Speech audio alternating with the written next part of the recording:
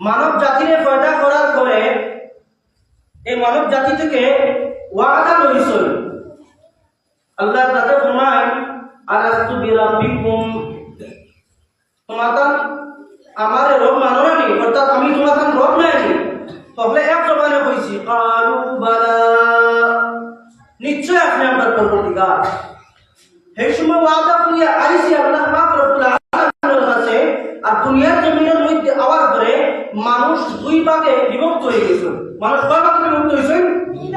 দুই ভাগে। আপনারা লগইয়া বাতি পাতেও আমার বুঝাইতে পারবেন, আপনারা বুঝতে মানুষ কয় ভাগে বিভক্ত হয়েছে? দুই ভাগে।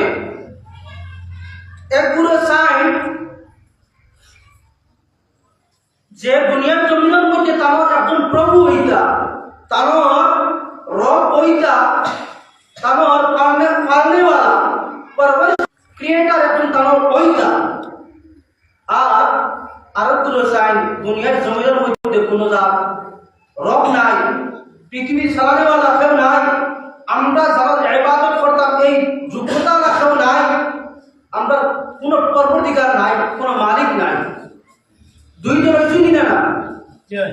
প্রথম যে দল, দ্বিতীয় যে দল, যারা রব মানেন না, মাহবুব মানেন না, এরা নাম আরবি ভাষা তারা দুহরিয়া কর, অর্থাৎ এরা নাস্তিক।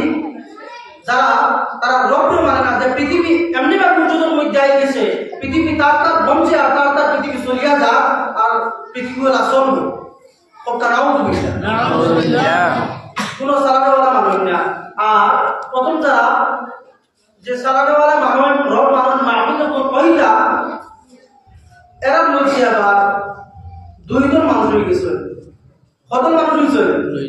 দুইজন। যারা রব মানে পরবর্তীকার আর মাহবুব মানে, এর মধ্যে দুইজন। একদলে একলা পরবর্তীকার শুধুমাত্র একজন হইতা, দ্বিতীয় না। এক থেকে অধিক পরবর্তীকার না। আর দুই নম্বর দল, তারা এক থেকে অধিক পরবর্তীকার কইতে পারেন।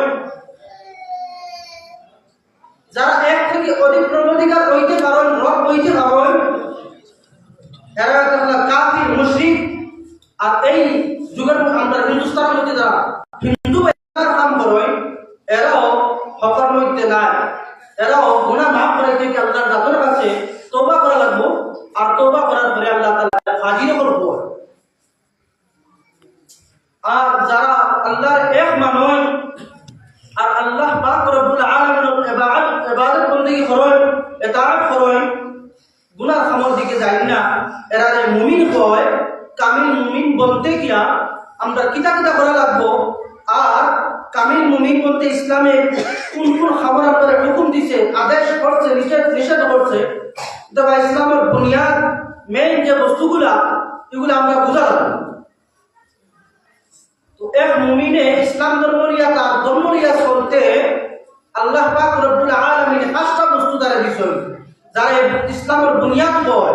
রাসূল সাল্লাল্লাহু আলাইহি ওয়াসাল্লাম হাদিস শরীফের মধ্যে ফরমায়, وقال النبي صلى الله عليه وسلم بني الإسلام على خمس شهادة أن لا إله إلا الله وأن محمدا رسول الله وإقام الصلاة وإيتاء الزكاة والحج وصوم رمضان।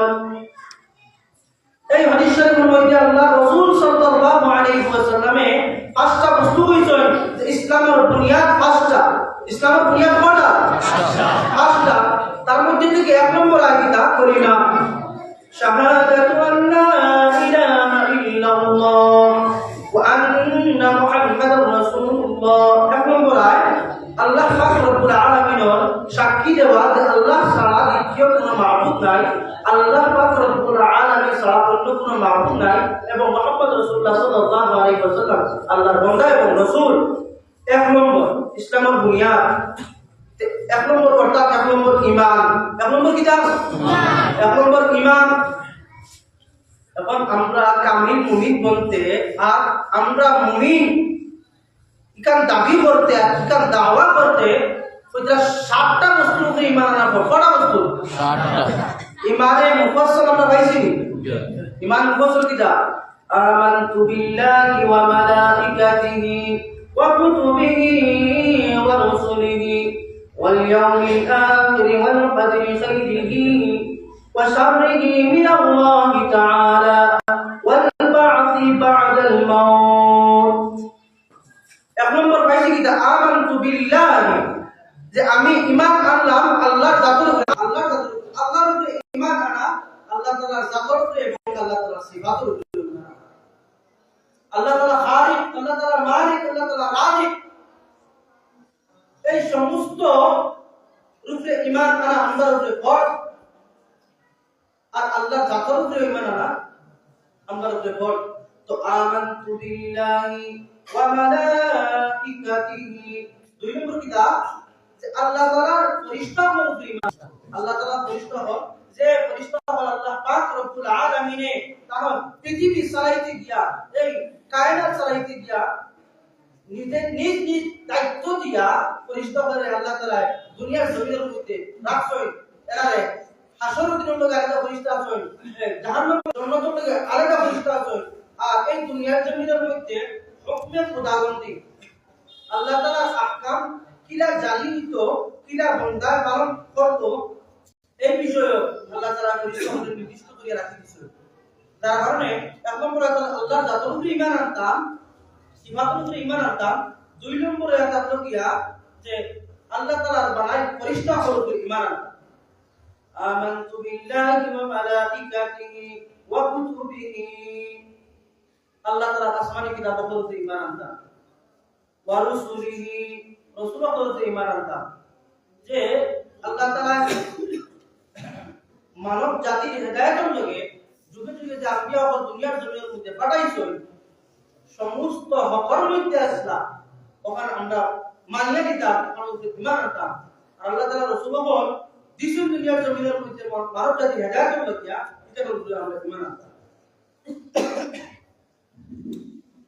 ওয়া মালাইকাতিহি ওয়া কুতুবিহি ওয়া রুসুলিহি ওয়াল ইয়াউমিল আখির, আখিরাতের দিনের উপরে ঈমান আনতাম। কার উপরে ঈমান আনতাম? আখিরাতের দিনের উপরে ঈমান আনতাম। ওয়াল কদরি, এবং তাকদীরের উপরে ঈমান আনতাম। খাইরিহি ওয়া শাররিহি মিনাল্লাহি তাআলা, তাকদীরের মধ্যে ভালাই থাকলে আল্লাহর পক্ষ থেকে, আর এই তাকদীরের মধ্যে যদি বুরাইও থাকে এটা কার পক্ষ থেকে? এটা আল্লাহর পক্ষ থেকে। এগুলোকে আমরা ঈমান আনতাম।